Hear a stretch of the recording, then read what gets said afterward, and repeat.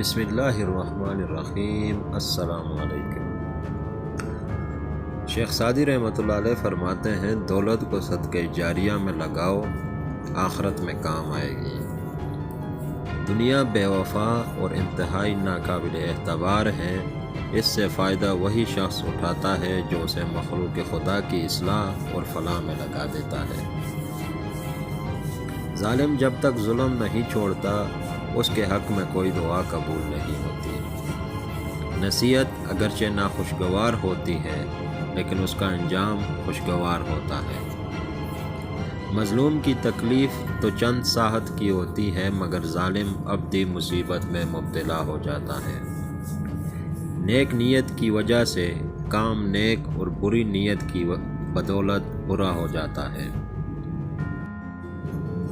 بہرحم انسان نہیں درندہ ہے۔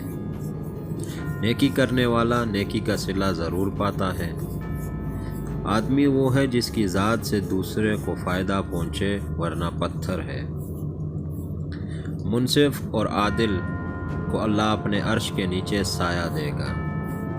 احساس کیا ہے؟ دوسروں کی تکلیف کو اپنی تکلیف سمجھنا۔ مصیبت میں حوصلہ نہیں ہارنا چاہیے، ہمت سے اس کا مقابلہ کرنا چاہیے۔ ہمت طاقت سے زیادہ کام کرتی ہے۔ جو شخص کوشش اور عمل میں کوتاہی کرتا ہے، پیچھے رہنا اس کا مقدر ہے۔ آخرت میں نیکیوں کے مطابق مرتبے ملتے ہیں، اس لیے نیکی کرو۔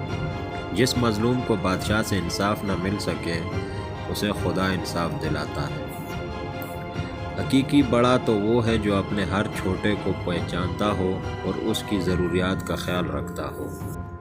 جب تو خدا سے مغفرت و عطا کا طالب ہے، تو جن لوگوں کی امیدیں تیری ذات سے وابستہ ہے، تو انہیں بھی محروم و مایوس نہ کر۔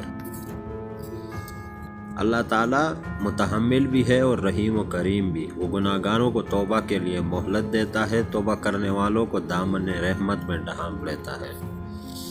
بڑے بڑے متکبروں اور سرکشوں کو بھی خدا کے سامنے جھکے بغیر چارہ نہیں۔ کوئی شخص روزی اپنی لیاقت اور طاقت سے نہیں حاصل کرتا، اللہ سب کا رازق ہے۔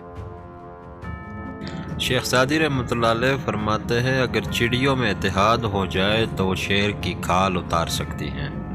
عقل مند اور بیوقوفوں میں کچھ نہ کچھ عیب ضرور ہوتا ہے۔ عقل مند اپنے عیب خود دیکھ لیتا ہے اور بیوقوفوں کا عیب دنیا دیکھتی ہے۔ مولانا رومی کہتے ہیں کہ محبت کے بغیر ہر موسیقی شور ہے، ہر رقص محض پاگل پن ہے، سب عبادتیں بوجھ ہیں۔